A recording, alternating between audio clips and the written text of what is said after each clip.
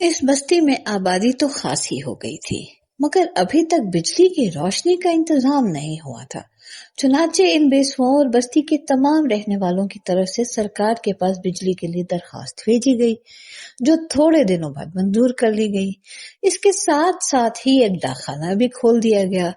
ایک بڑے میاں ڈاکخانے کے باہر ایک صندوقچے میں لفافے، کارڈ اور قلم دوات رکھ بستی کے لوگوں کے خط پتہ لکھنے لگے۔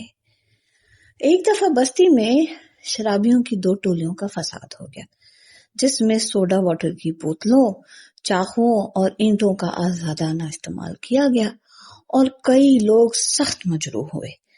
اس پر سرکار کو خیال آیا کہ اس بستی میں ایک تھانہ بھی کھول دینا چاہیے۔ تھیٹریکل کمپنی 2 مہینے تک رہی اور اپنی بساط کے مطابق خاصا کما لیے گئی۔ اس شہر کے ایک سنیما مالک نے سوچا کیوں نہ اس بستی میں بھی ایک سنیما کھول دیا جائے۔ یہ خیال آتے ہی اس نے جھٹ پٹ ایک موقع کی جگہ چن کر خرید لی اور جلد تعمیر کا کام شروع کرا دیا۔ چند ہی مہینوں میں سنیما ہال تیار ہو گیا۔ اس کے اندر ایک چھوٹا سا باغیچہ بھی لگوا دیا گیا تاکہ تماشائی اگر بائسکوپ شروع ہونے سے پہلے آ جائیں تو آرام سے باغیچے میں بیٹھ جائیں۔ ان کے ساتھ لوگ یوں ہی سستانے یا سیر دیکھنے کی غرض سے آ کر بیٹھنے لگے۔ یہ باغیچہ خاصی سیرگاہ بن گیا۔ رفتہ سقے کوڑا بجاتے اس باغیچے میں آتے اور پیاسوں کی پیاس بجھانے لگے۔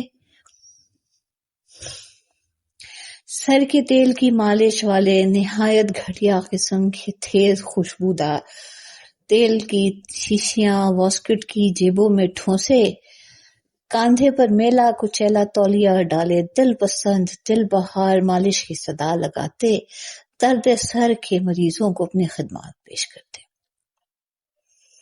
تیل مالش، تیل مالش۔ سنیما کے مالک نے سنیما ہال کی بیرونی جانب 2 ایک مکان اور کئی دکانیں بھی بنوائی۔ مکان میں تو ہوٹل کھل گیا جس میں رات کو قیام کرنے کے لیے کمرے بھی مل سکتے تھے، اور دکانوں میں ایک سوڈا واٹر کی فیکٹری والا، ایک فوٹوگرافر، ایک سائیکل کی مرمت والا، ایک لانڈری والا، 2 پنواری، ایک بوٹ شاپ والا اور ایک ڈاکٹر میاں اپنے دوا خانہ کے آ رہے۔ ہوتے ہوتے پاس ہی ایک دکان میں گلال خانہ کھلنے کی اجازت مل گئی۔ فوٹوگرافر کی دکان کے پاس ایک کونے میں ایک گھڑی ساز نے ڈیرا جمایا اور ہر وقت مہذب شیشہ آنکھوں پر چڑھائے گھڑیوں کے کل پرزوں پر غلطاں اور پیچا رہنے لگا۔ اس کے کچھ ہی دن بعد بستی میں نل، روشنی اور صفائی کے باقاعدہ انتظام کی طرف توجہ کی جانے لگی۔ سرکاری کرندے سرخ جھنڈیاں، جریبیں اور اونچ نیچ دیکھنے والے آلے لے کر پہنچے اور ناپ کر سڑکوں اور گلی کوچوں کی داغ بیل ڈالنے لگے اور بستی کی کچی سڑکوں پر سڑک کو اٹھنے والا انجن چلنے لگا۔ اس واقعے کو 20 برس گزر چکے ہیں۔ یہ بستی اب ایک بھرا پھرا شہر بن چکے، جس کا اپنا ریلوے اسٹیشن بھی ہے اور ٹاؤن ہال بھی، کچہری بھی، جیل خانہ بھی۔ آبادی 2.5 لاکھ کے لگ بھگ ہے۔ شہر میں کالج، 2 ہائی اسکول، 1 لڑکوں کے لیے، 1 لڑکیوں کے لیے اور 8 پرائمری اسکول ہیں جن میں میونسپلٹی کی طرف سے مفت تعلیم دی جاتی۔ 6 سنیما ہیں اور 4 بینک، جن میں سے 2 دنیا کے بڑے بڑے بینکوں کی شاخیں ہیں۔ شہر سے دور روزانہ 3 ہفتہ وار اور 10 ماہانہ رسائل و جرائد شائع ہوتے ہیں۔ ان میں 4 ادبی، 2 اخلاقی اور معاشرتی اور مہذبی، 1 صنعتی، 1 طبی، 1 زنانہ اور 1 بچوں کا رسالہ۔ شہر کے مختلف حصوں میں 20 مسجدیں ہیں، 15 مندر ہیں اور دھرم شالے ہیں، 6 یتیم خانے، 5 اناتھ آشرم اور 3 بڑے سرکاری ہسپتال ہیں جن میں سے 1 صرف عورتوں کے لیے مخصوص ہے۔ شروع میں کئی سال تک یہ شہر اپنے رہنے والوں کے نام کی مناسبت سے حسن آباد کے نام سے موسوم کیا جاتا تھا، مگر بعد میں اسے نامناسب سمجھ کر اس میں تھوڑی سی तरमीम कर दी गई, यानी बजाय हुसन आबाद के हसन आबाद कहलाने लगा। मगर ये नाम चल ना सका क्योंकि अवाम हुसन और हसन में इम्तियाज ना करते।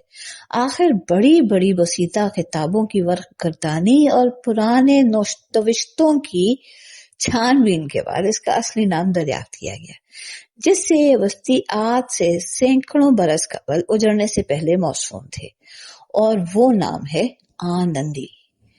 यूं तो सारा शहर भरा पूरा साफ सुथरा और खुशनुमा है, मगर सबसे खूबसूरत, सबसे बारौनक और तिजारत का मरकज वही बाजार है जिसमें जनाने बाजारी रहती हैं। आनंदी बल्दिया का इजलास जोरों पर है, हाल खचाखच भरा हुआ है, और खिलाफ मामूल एक मेंबर भी गैर हाजिर नहीं। बल्दिया के ज़ेरे बहस मसला ये है कि जनान बाजारी को शहर बदर कर दिया जाए, क्योंकि उनका वजूद इंसानियत, शराफत और तहजीब के दामन पर बदनुमा दाग है।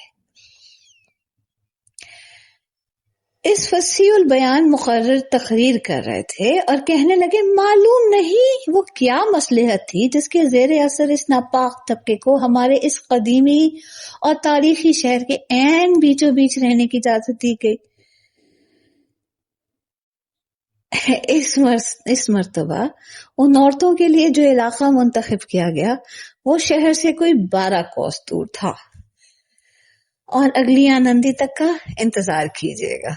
खुश रहिए, आबाद रहिए और आनंदी में आनंद हासिल कीजिए। आपका बहुत बहुत शुक्रिया।